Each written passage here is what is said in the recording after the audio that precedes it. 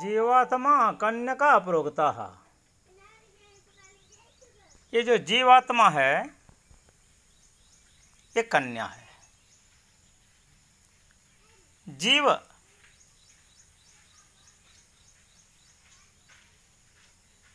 और आत्मा, फिर एक शब्द इनमें है कन्या। अब ये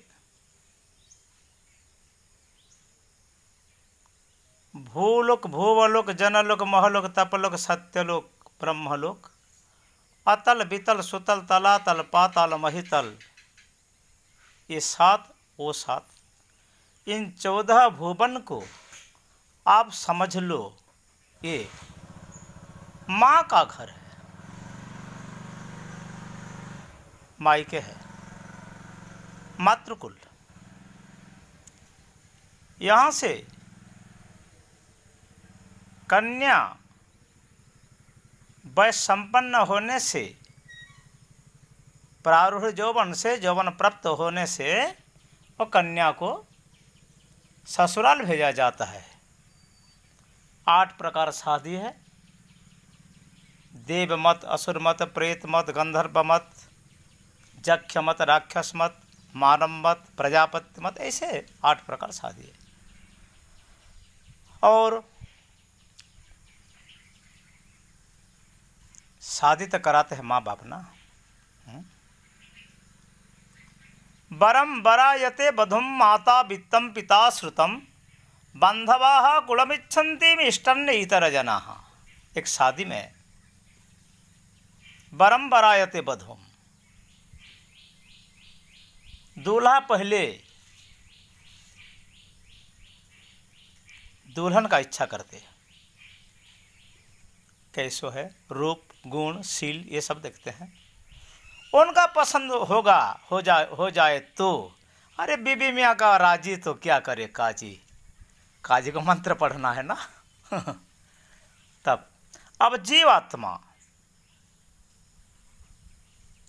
आत्मा ये अविक्रिय है, नित्य है, शाश्वत है, शुद्ध है, सर्वव्यापी है, सनातन है, वेदामृतस्य पुत्रा, परमात्मा का पुत्र है। वो कैसे जीवा बना? भगवान का संसार को आकर उन्होंने 4,84,000 योनि से भ्रमण करके रंजित गुण रागे न सह जीव, त्रिगुण सत्व रज और तम और राग, राग अनुराग विराग सराग, ये चारों राग में जो रंजित है, जो मिलावट है, मिल गए, वह ही कौन है? जीव है। जीव को कर्म, कर्म का वासना, कर्म का कामना, कर्म का फल भुगतना पड़ता है। कर्म तो 3 प्रकार है ना, संचित, प्रारब्ध और क्रियमाण। जीव में, जीव जंतु कहते हैं लोग, जीवन धारण करके जो रहते हैं वो जीव है। जंतु क्या है? जो खाते हैं, पीते हैं, सोते हैं और मैथुन क्रीड़ा करते हैं, वो जंतु है। लेकिन मनुष्य को प्राणी कहा जाता है। मनुष्य को, मनुष्य प्राणी है, देवता, दिव्य गुण संपन्न, ये दिव्यात्मा है। असुर, असुम प्राण धातु से असुर, सब जीवों से देव, दानव और मानव, ये 3 जीव सबसे उच्च जीव है। ज्ञानवान, बुद्धिवान, कौशलवान, पूर्णावयव शरीर, इनका शरीर में कुछ कमी नहीं है। तो 24 उपादान से गठित शरीर से जीव रहता है। जीव के लिए कोई प्रकार शरीर है, स्थूल शरीर, सूक्ष्म शरीर। स्थूल शरीर में कीड़े मकड़े, पेड़ पौधा से लेकर पंछी और सांप बिच्छू से लेकर कछुआ तक मेढक से लेकर बकरी, गाय, महिषा, शेर, ये सब हर कोई प्रकार जन्म लेकर अंत में मनुष्य जन्म प्राप्त होते हैं। और मनुष्य पूर्व जन्म का कर्म का लालसा से, भोग वासना से इसको छुटकारा नहीं पाते, लालच में फंस जाते हैं, वो जीव होते हैं। वो जीव जब कन्या है, कन्या क्या है? जीव फिर आत्मा, अतति सर्वतः व्यापनोति थी आत्मा।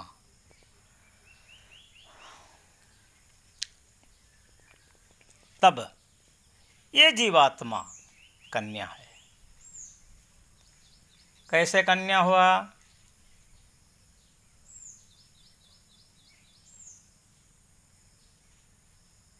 हर कोई प्रकार भोग में लिप्त रहे, जाने न जाने बहुत पाप किया, और मनुष्य जन्म में उनको समझना भी चाहिए।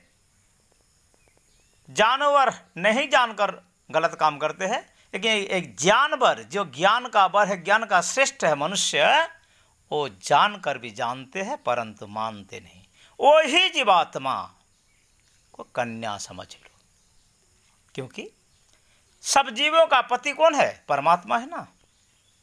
तो परमात्मा को प्राप्ति करने के लिए हमारा ये मनुष्य जन्म है, और इस मनुष्य जन्म में हमको परमात्मा ही चाहिए, उनके अलावा और कुछ नहीं चाहिए।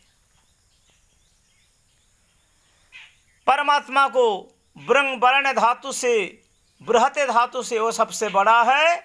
पतिम पतिनाम च परमम च महेश्वरम। पतिम पति नाम, सब पति का पति है वही। इसीलिए गोपियां तो कृष्ण के अलावा और दूसरे को नहीं वर्ण किया ना। गोपियां जानते उनको भले भांति। अब जानते मम मूढ़ा मानुषी तनुमाश्रित, उनके बारे में जाएंगे। अब जीव के बारे में हम हूं। जीवात्मा का काल कर्म स्वभाव से जीवात्मा रहता है। स्वभाव, परायाभाव, अभाव, अनुभाव और अनुभव, इनमें अनुमान भी रहता है। कर्म, काल, कल आच्छादन से सारे जगत को जो आच्छादित किया और परिसंख्यन किया, गिनती करते हैं 1 2 3 4 5 6 करके गिनती करते हैं, ये भी काल है।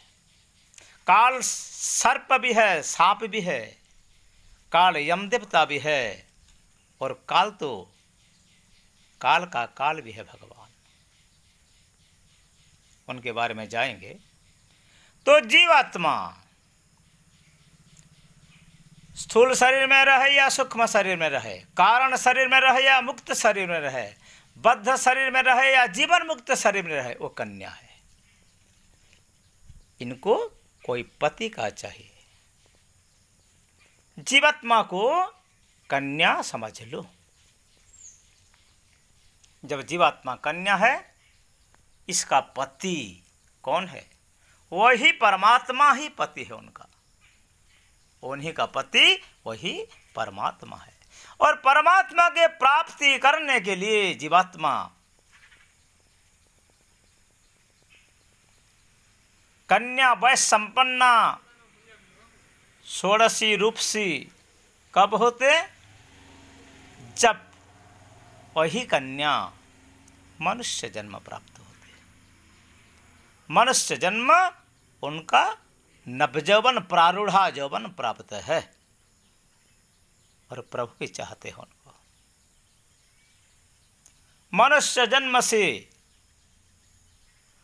अलग अलग जन्म लेकर महाराज भरत मृग जन्म, फिर इनका बाद ब्राह्मण जन्म।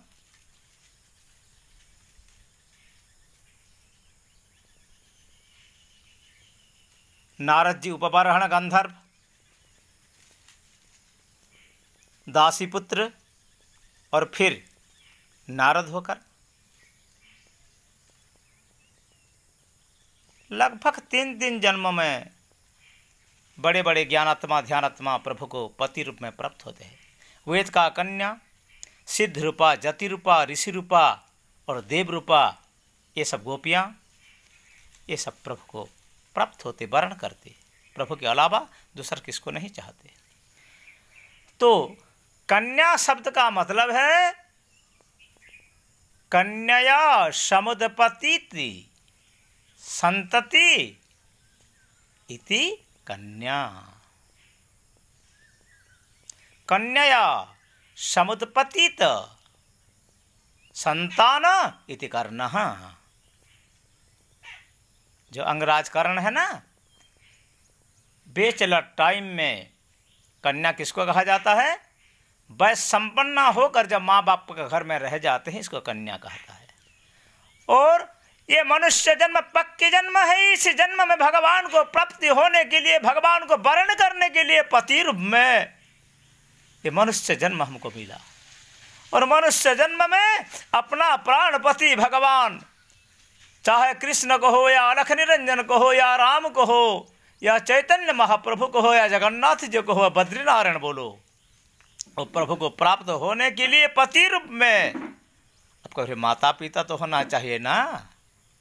माता पिता कन्या का हाथ पति का हाथ में पकड़ा देते हैं, कन्या दान करते हैं। आज तो कन्या के बारे में, जीवात्मा का एक ही पति है, सारे संसार का पति वही प्रभु परमात्मा है। उनको सबको वर्ण करना चाहिए।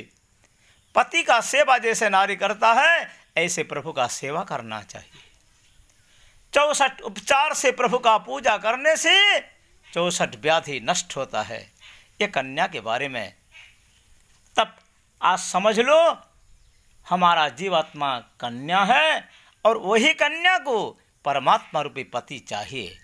कब, कैसे और किसी प्रकार से वह पति को वर्ण करना। पिता कौन होगा, माता कौन होगा और पति का सहित कैसा संबंध रहेगा, ये बारे में हम कल आपको समझाएंगे। इस श्लोक का पहला पाद है जीवात्मा कन्यका प्रोगता। जीवात्मा कन्या है। प्रभु मंगल करो। जय राधेश्याम सीताराम, जय राधेश्याम सीताराम। हरि बोल।